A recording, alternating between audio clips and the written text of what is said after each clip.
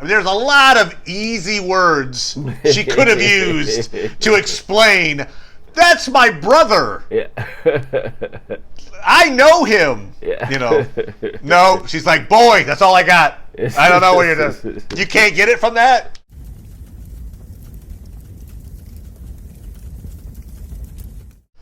Hey, Internet. It's Paul. It's Matt. The Dork Lords.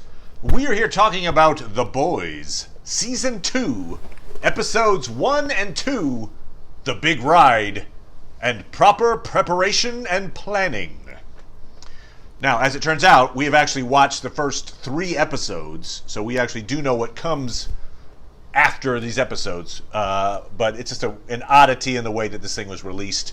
We're going to talk about episodes 3 and 4 in the next video, and then theoretically we'll just do one episode per the rest of our recapping. But for now, episodes 1 and 2, we have a little bit of foresight. There you go. All right, so episode 1 begins. We start with a brief recap from Season 1. We can talk a little bit about some of the important factors from Season 1 that are playing into Season 2. But there's a recap. Then we pick up with, if you remember, Madeline Stillwell had been killed. She was the leader of Vought. Homelander killed her at the end of last season. So the new guy in charge, Mr. Edgar. He's signing a contract with the U.S. government. It is a very pro-Vought contract. And in the meantime, we're seeing Black Noir, one of our 7, hunting down the terrorist that we were introduced to at the end of last season. The guy who can kind of create little mini explosions of his body. So Black Noir sneaks into his camp, takes him out, and I think very tellingly, because he's killing women and guards and minions and anybody, bystanders. Kills this guy, takes his head, it probably is proof that the guy's dead, and then passes by what I assume is this, we'll call him a supervillain, the supervillain's kid. Yes. And instead of killing this potential witness, yes, he picks up a little bunny. Fully irredeemable. And he plays with this little bunny with the kid, but he's holding this guy, the kid's dad's head next to him, so it's not like, this kid will get over this. And so that's what that's our introduction to Black Noir. We'll talk a little bit about what that might mean for the season. But so there's that, and then meanwhile, so some of the things in the contract that I thought were interesting that Edgar is signing with the government. One of the things is he wants to hide the existence of Compound V, because that's still a thing, and it's becoming more public knowledge, but it's not public knowledge yet. Yes. And he would rather keep it down that heroes are made as opposed to born. Right. And then the other thing that I thought was kind of interesting was the idea of like, what's the casualty rate? And, and it's like, well, I mean, officially it's 0, but cone of silence, which is great. I mean, I think that's a Maxwell Smart reference. The cone of silence. I just remember that back in the old days they would drop this like big plastic cone over the top of them. Yes. I don't know if that's a real thing, but anyway, whatever. He says cone of silence, but cone of silence, 34%. Yes, 34%. Like that is a huge number. I was kind of expecting like 10, 8. Yeah, I don't. Like, somehow, whoa! even though we should get it, I don't suspect that we'll get a scene where it's like, Homelander, can you try to bring it? You got over 35%. Yeah, right. Could you keep it down, maybe? Could just a scotch lower than 35. This quarter really got to make our numbers. We're up to 50, so if we could drop that down to maybe 42, 43, we could probably talk them into that. But anyway, so 34% casualty rate is the going rate, the acceptable rate. Also, they don't report to the government. They report to Mr. Edgar. Yeah. So they're completely off books, and they can do whatever the hell they want, essentially. Yeah.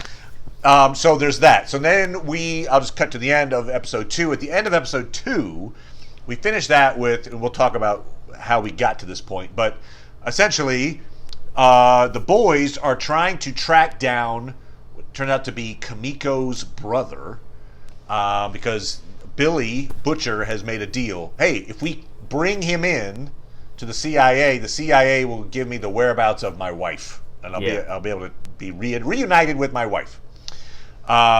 He's gonna shoot Camiko's brother with a high-powered. I'm like, is that gonna kill him? But anyway, he's gonna shoot him. I assume to knock him out. I don't know. Maybe Billy doesn't know, but he's gonna shoot him, and Huey decides it's not the right thing to do. Knocks Billy's aim off.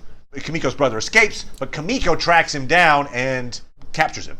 Yes. Captures her brother. Yes. We'll talk about that scene too. I thought that was a little odd, but anyway, she captures him, and they now, at the end of episode 2, they have Camiko's brother. They're gonna take him into the CIA to swap that for information about Billy's wife. And at the very end, Billy punches Huey for getting in his way, and he says, basically threatens him. Says, look, Yes. if you ever get between me and my wife again, I'll kill you.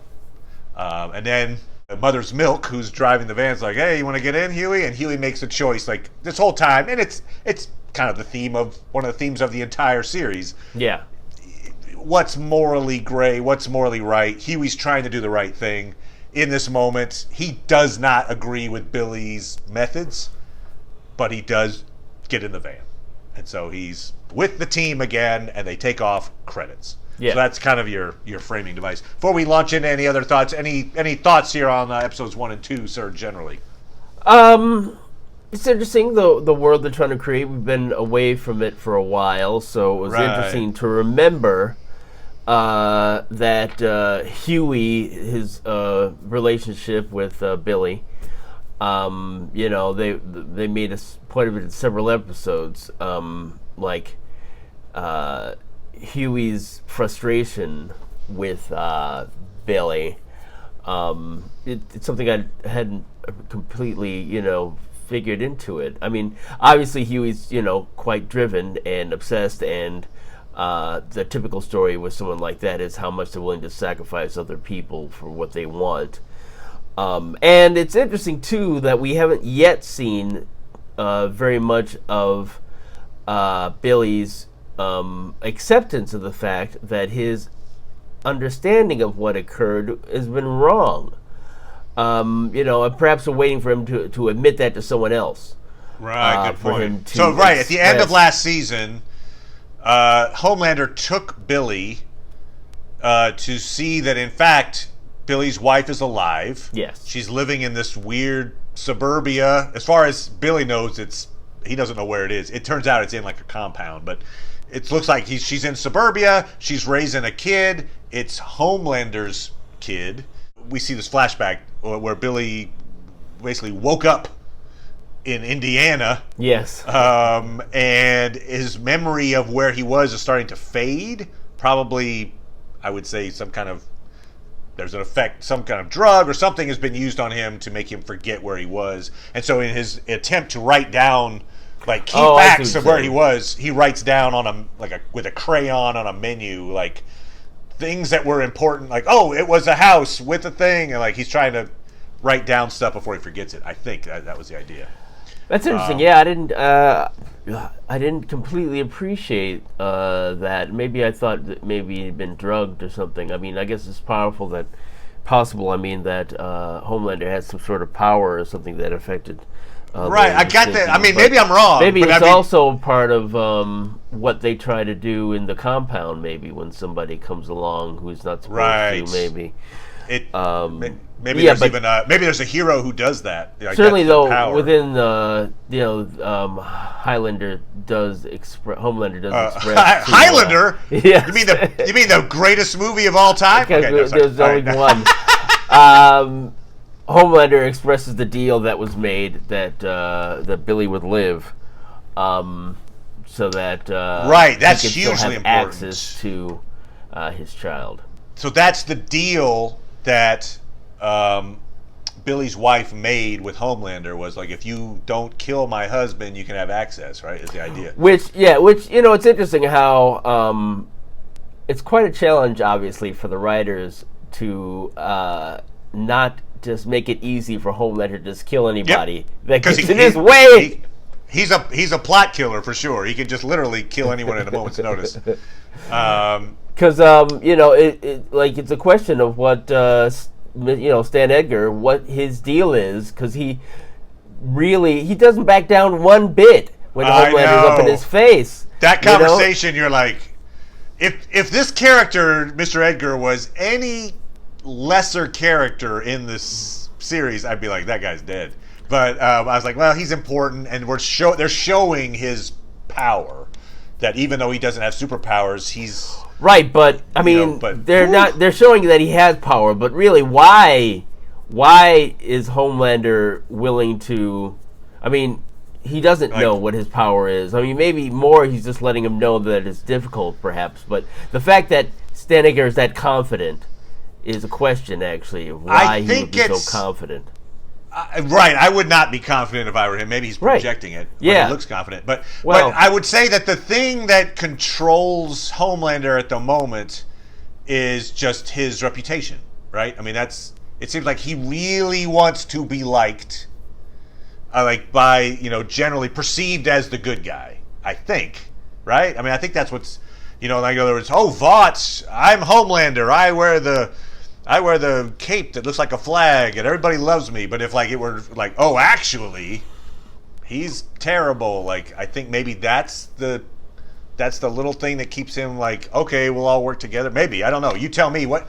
There's nothing. He hates having responsibilities in a way. There's that quote where he talks to his son. I might be getting into episode 3 here, but I don't know. But he's talking to his son we're gods. We don't have to worry about anything. We shouldn't have to deal with pain. He even says something like that, where he's like, right. Pain? What are you talking about? I shouldn't have to deal with any of that stuff. So, I mean, in some ways, I'm not sure. Certainly, it's an interesting thing. I mean, the interesting thing about Madeline Stillwell, I think, when we first saw her, is she was a little more confident with him too. Perhaps because she was confident in one of the powers that power plays that she was, she knew that he had a sort of mother sort of affection for her, fetish, for her. So maybe she was just playing that, and then when that started to when it started to sort of end, is when she realized that he was starting to, bridle against that, her power. So I'm wondering if that's what they're trying to establish. I mean, certainly when he was sort of drinking the milk. Yeah, we see the fetish come back around when Homelander is basically remembers that, Madeline probably still has some of her breast milk in her old fridge, and then he's disturbingly, drinking it. But yes. So maybe it's sort of recognizing that he can't be short-sighted.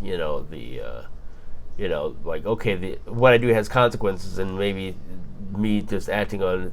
I don't know. It's a very dangerous game to attempt to power play Homelander. I think we're probably going to be seeing Stormfront do that. I think that's what we're, is Stormfront seems to be becoming the face. We see this in episode 3 a little bit more, I think. I might giving the game away a little there. But we see that she's kind of stepping up to be I'm the leader of, I'm the face of, she's got all her followers, and she's Twitter and everything else, and he seems a bit taken aback by that.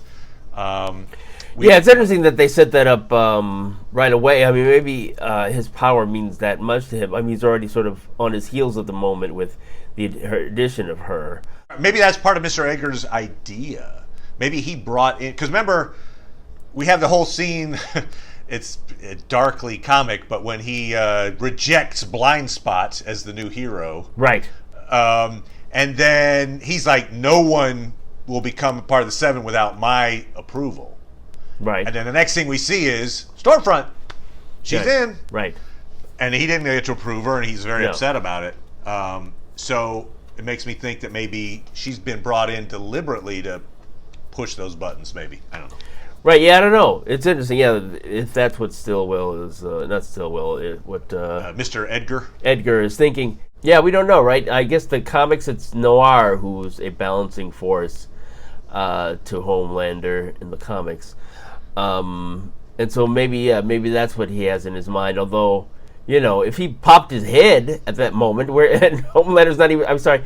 Mr. Edgar not even in the room. Easily kill him. Just zip. You could just So zip yeah, I him with wonder his if eyes. I hope he has some sort of fail-safe. I mean, I actually hope that. I mean, I want him it's to true. actually have something where it's like some chip in his head that keeps him from Right, or some part hurting of the him physically or compound something, V. or, yeah, something. Some sort of compound V kryptonite. Like RoboCop, when he couldn't kill Yes, the... yes, like, right. No, Until he was fired. can't. Right. Right, you know. Yes. So, yeah, good point, because he is awfully... It takes a lot of chances there in that conversation in particular. Like, whoa, Yeah. okay. We mentioned the darkly comic moment, but it's the Blindspot, Yes. which is essentially Daredevil, I guess. I mean, kind of. Yeah, pretty much. I'm blind, but I also do martial arts, and Homelander's having none of it. And just now, does he kill him, or does he just mortally wound him? Or? I think he popped his eardrums. Yeah, so that but he would be deaf. That's certainly more therefore, than popping his eardrums. You know, I've had my eardrums popped. I did not bleed that much. Like, that was like, I mean, he seemed to be writhing. yeah. So, I'm just like, I think there was some permanent damage. I'll just put it that way. Yeah, right. Yeah. Okay, all right. He's probably not dead, but scarred for life. A couple other comedic beats that I really appreciated. Right off the bat, Translucent was one of the 7. He was killed off in season 1. Huey blew up the bomb in him. And so they have a funeral for Translucent, which is great because they have a clear coffin with nothing in it, which maybe part of his body's in there, I don't know, but he was blown up. But anyway, just the idea of like, we're having an open casket for the invisible guy Yes. is pretty good. Yes. And all the memorabilia, the T-shirts and there was the picture everything. of his mom holding up a baby suit. Like, in other words, it was translucent in a little costume, but you don't see him. But she's just holding up a shirt. Yeah, it's like, the memories, which is great. Yes. And then Starlight now we see here, part of the reason for the funeral is we see that Starlight's playing the game, right? She's trying to subvert them, but she's superficially like, I'm on board, everybody. And so one of the things, she sings this song, which is great, at the eulogy. The line that I thought was great was, though we could see through you, it seems we hardly knew you. That's hilarious. So very, very funny, on point. It was good. Also, another very oddly comic bit, which works, but it's so out there, is Patton Oswalt singing "You Are So Beautiful" as the Deep's gills. Yes. Like, wow. That's and the Good Will Hunting reference, like, don't mess with me, don't mess with me. Oh, yeah. It wasn't your fault. So we see that the Deep, he's still kind of he's the comedic relief still. Although, he had that terrible intro back in season 1 where he basically, sexually assaulted Starlight, gets kicked out of the 7. Right. And since then, they've kind of used him in this, like, comedic punchline role. Well, now he's turning to Scientology. They're not calling it that. It's like the Collective or something like that. But he's getting brainwashed into that. I think eventually he's going to Right, that's funny that I hadn't made that Kool-Aid connection, but I should have, since one of the things they do is disparage therapy, which is a Scientology trait. It's like they don't believe in psychotherapy. Well, I think maybe they reached out to him too because he is for as much as he's not one of the 7, he does have superpowers. He'd be like an interesting get, I think, maybe for their collective, perhaps. Right. I don't know. Yeah, and it'll be interesting to see exactly how much they're supposed to mean. I mean, it's an interesting take on the first season, which was definitely satirizing, more Christian religions. Right. And so this season bringing that in. And also, so like his whatever, I'm gonna call it mentor, but is this guy who's like, he's like a Hawkeye kind of clone, basically. It's like, I shoot arrows, and I thought one day I thought, why am I shooting arrows? And like the therapist is like, but then I realized it was cool. It's just funny. Yeah, the larger issues seem to be, they're talking more about, Huey and Starlight's efforts to foil the group with getting the information about V to the public. Right. So we see that kind of play out in episodes 1 and 2. Huey and Starlight are meeting secretly on the subway and stuff to make plans. Huey gives her information about one of her former Bible thumping friends who uses he has like a limb regeneration power for like fetishists. So she uses that to blackmail him. Yes, that's not why he has it. But that is how she blackmails him. Right. But I think that's why Huey gave her the info. It's like, yes. Get so something on this guy. Exposed. Yeah. And so she blackmails him into getting some of the V, and she smuggles it out. And she's taking a big chance, and Huey realizes there's when they originally go to the CIA, they've got their first CIA contact is this deputy director. I think it's Rayner, maybe. And so they're like, hey, we know that there's a superpowered person who was smuggled in, and we're just letting you know we can get in good with you with this information. That'd be great. While she's talking to them, suddenly her nose starts bleeding and her head explodes. And they're like, oh my God, Vought just killed this person because she was giving out info about Vought. That makes Huey worried. She's already under such pressure. I'm not sure why Huey got so much more concerned in that moment. That he then lies to her on the phone, right? He's like, she's like, look, besides mother's milk making him feel that he should be concerned about her. Is that what it is? Yeah, he was saying that, oh, look, they're frustrated about where they are after Susan Rayner dies. After she's died. And then it's like, what's the plan? Like, oh, here, I'm going to get this thing. And he's like, what are you doing? She could be in danger. So I think Mother Milk makes him afraid of her, because, story-wise, that's some of the difficult things with this show, where it's like, Huey and Starlight can't be on the same page all the time. They have to, since they're separated, and sometimes, they have to not know each other's doing, and then they know. One of the ways to do it is they get mad at each other and they make up or whatever.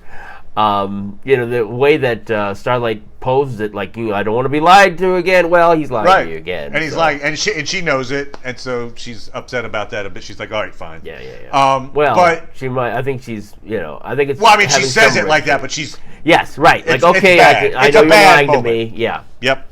But I'm just thinking to myself in that moment. It makes some sense why he lies, but I'm also thinking, why lie in that moment? Like, she knows Vought is incredibly dangerous. Right. She doesn't have to be told. She's seen some of the things that Homelander does and everything. For him to say, hey, CIA director we were talking to just got killed, and we're pretty sure it was Vought that did it. Just be careful. Like, that's just to say that, it's not going to change her mind. You know what I mean? Like, I'm not sure why that information was something you couldn't tell. Right. Well, yeah, and that makes you feel like maybe it's story reasons or why they wanted it, Yeah. Annie does get the compound V. We do have this other extenuating circumstance of A-Train. So, end of season 1. Yeah. A-Train found out that Annie and Huey were seeing each other, and he was about to turn him in, basically. He gets a heart attack. They save his life. But he's still on life support at the beginning of the season. He comes out of it, and so there's this like a Cold War almost, like a détente. Yes.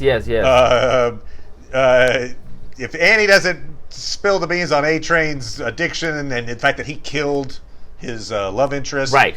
And he doesn't tell on her. And that can't hold. No. There's zero way that holds. But for now, it's holding. And so he actually knows that she's got some of the compound V. and he's threatening. Well, I think it's you're right. You're reminding me that it's highlighting the perilous position that she's in. That really, like, the next time that Homelander sees that he should just kill her. He should just like, she's clearly, everybody will understand. I mean, It's true. There's she has a lot of potential guns pointing at her. Yes. Metaphorically, and so for now, A-Train is playing the game. He's also still having heart problems, right? So that seems to be maybe a recurring thing, that he's not over it. Right. I guess all the compound V abuse that he's in his addiction has hurt him physically in some way. I thought he was going to take the compound V and use it. Actually, I was like, compound V, great, all right. Yeah. I thought that too. Maeve gets a call that her former girlfriend Elena is in the hospital, and she goes to visit. And this was interesting because we found out that Elena thinks, you had a rep to protect, you couldn't say you were gay, and so that's why you split up with me. And Maeve's like, no, Homelander would probably kill you. Yeah. And that's news to Elena. It's like, what, Homelander? You mean that heroic guy? Like, that's like, she's actually spilling some beans that no, Homelander is a psychopath. Yeah. And so that's it's interesting that she kept the secret for that long. Right. Or that you could keep it a secret for that long. The number of terrible acts he does that they have to cover up. We've only seen some of it, but you imagine years of that have gone by, where it's like, oh no, that was I don't know what, somebody else. But so that's that's a precarious thing, right? And that's another one of those that can't hold things. Elena is in danger. Sure. Her life is going to be in danger from Homelander at some point. They've called it out now, and so Chekhov's girlfriend. Right. I wonder if this will all be a part of some heroes' decisions to go over to Stormfront's side, as opposed to Homelander's side. At the moment, Stormfront is saying all the right things. Now we see into episode 3, and and also, I haven't read all the comics, but I'm familiar with the comics, and Stormfront is not a good character in the comics. Right. So you were just kind of waiting for the other shoe to drop, it's the racist spoiler alert, it drops in episode 3. But so she's not the kinder, gentler person. Although interesting, I think it's her. I think she says a line that I think is pretty important for the theme of the show. Maybe it's during that interview they're doing for the news or something. But she says something like F the world for confusing nice with good. And I do feel like we see the thing where the 7 show themselves as nice. Yes. And they're terrible. And the boys are not nice. And they're kind of the good guys. I mean, there's certainly moral. In this version, yes. Yeah. Although so, that's the big good. thing is, how much it's like. I mean, it feels like we're talking about 3. We can't help it. And maybe better if once 4 comes along, we just talk about 4. Okay. Well, whatever. Yeah. We can reference 3 when we talk about 4. Maybe. Yeah. But it's certainly interesting that in Billy's desperation to get access to his wife, how much he's willing to. I mean, he doesn't have any connection really to Camiko. That's Frenchie. That's Frenchie, right? Right. But Mother's Milk respects it, and Huey kind of respects her, as part of the group far more than Billy. Than Billy. Thanks. So. It's interesting. I mean, it almost reminds me. It certainly reminds me of Blake 7. The point they're always making about Blake and his devotion to the cause and how much he was willing to sacrifice everyone else. We're talking about a very cool sci-fi show way back in the day, BBC show. making the point, I think, too, that just because you're devoted to a cause doesn't mean that everything you do is right, and the frustration sometimes about the difficulty of achieving what you want to achieve makes you cut corners and sacrifice people that you could argue are the reasons why you're trying to fight in the first place. So let's talk about Camiko there. Okay, so how that ended up there at the end of episode 2. Her brother, I don't think we get a name for the brother. He's got telekinetic abilities. Right. And he gets away because Huey, blocks Billy's shot. And then she goes and she's trying to talk him, and we don't hear the conversation. I mean, we hear it, but we can't understand it. Right. They have their own version of sign language, and they're not speaking English, and there's no subtitles. Right. So we're kind of I was in the dark as to what she is saying to him. Yeah. I assume it's, hey, you should give yourself up. But, like, why would she want him to? Like, you should turn yourself over to the CIA. Doesn't seem like that's in his best interest. But anyway, how did you see that going? I don't know. I guess I understood why she was capturing him, because she didn't want him to do any acts that would cause him to get really into trouble, and so she trusted Frenchie in the group, so that's why she was willing to. I don't know how much she's aware of what Butch Billy is doing. So you think she mistakenly talks him down or captures him? Like, right. I assumed she knew. We need him to trade him to the CIA for information on I don't feel like she knows. I don't feel like she understands that much about what they're up to. Oh, okay. All right. Because that's what was confusing me. I was like, that's really not in her brother's interest. Right. It's in Billy's interest, but it's not hers. Yeah. But she was like, no, I'll do this for the team. Okay, so you think it was just more, hey, for your own good, we're going to bring you into the team and bind your hands so you can't do it. Yes. I assume that's what it is, All right. I mean, maybe that was it. Certainly, yeah.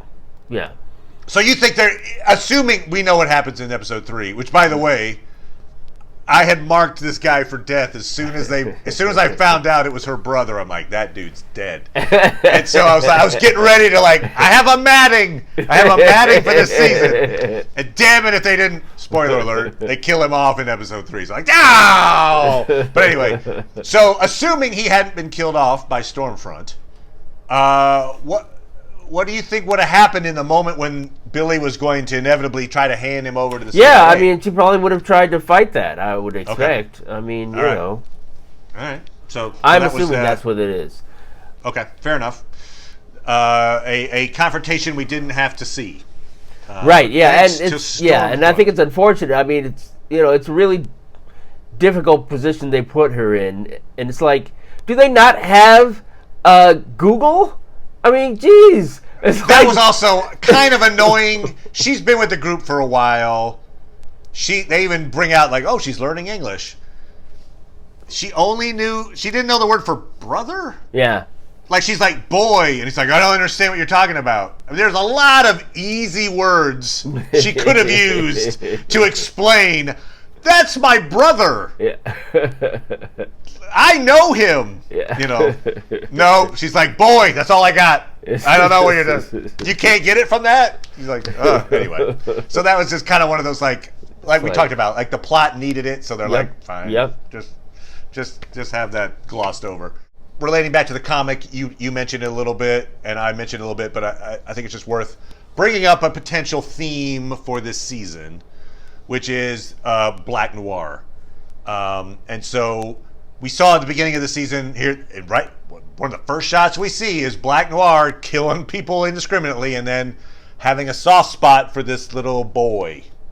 And so, it's the fact that the son of this superpowered person he just took out.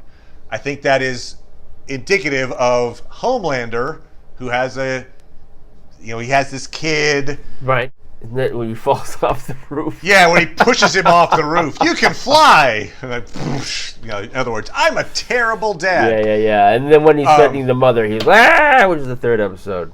But I'm just, so what we know from the comic, and again, if you're a comic person, or if you don't want to know what's happening in the comics, big spoilers coming here, but it turns out in the comics, which may not be in the show. The show has taken huge departures from the comics, so it may not be a thing, but I think it's a thing, which is that Black Noir is actually a clone of Homelander. It's kind of theoretically an insurance policy, but I'm like, is making 2 of them really a good idea? But anyway, okay. But so maybe so the clone it certainly seems to be more in control. I mean, you know, like let's make the clone actually have a good childhood. Well, we don't know what his childhood was, but I got the feeling that maybe he has similar, maybe has similar personality traits, that kind of thing, and hence the fact that he didn't want to kill the little kid. I don't know, maybe. But obviously, you're right. It's not his kid. It's Homelander Prime's kid. But I do think we're going to see at some point, because we see Homelander now pressing against the notion. He even says at some point with the 7, like, hey, I can just start my own group when he's talking to Edgar. Like, I can just start my own group. And now Stormfront is trying to take forefront. I just wonder if maybe we'll see Homelander become an antagonistic force to the 7, and that as a result, Mr. Edgar's like, Black Noir, you're on. And maybe, we see that Black Noir ends up, we see the reveal. Right. Oh, it's actually Homelander Prime and Homelander 2. Could be. Could be what we're looking at by the end of this season. Anyway, although 8 episodes, and this thing is moving fast. It is one of those things, like all the shows we've covered recently, Lovecraft Country, Umbrella Academy, this show, they are plot heavy. Yeah. Woo! These plots move. I just remember talking about shows in the past where it was like, oh, that was a filler episode. Yeah. Not in these shows. So you get like short seasons, you can like waste a second. Yeah, and they don't. To their credit, these stories move. So anyway, as I say, we'll be back talking about 3 and probably more so 4, because we already glossed over 3 a little bit here. Yeah. I like it a lot. It is darkly comic. It definitely questions morality and what's good and bad, and it's playing with a lot of superhero tropes. Another great funny moment actually is the Dawn of the 7, when the guy's like pitching the movie idea. It's like, look, here we go, and we flash in, and it's Dawn of the 7, which is certainly Dawn of Justice / Unite the 7. They're doing a DC parody big time right there. That's funny. So Dawn of the 7. Yeah. And he was very excited about it. Anyway. So the comedy's on point. I like it a lot, and it's a cool show. So we'll be back talking about it, and Lovecraft Country, come on back. Thank you, Paul, as always. Bye, everybody. Bye.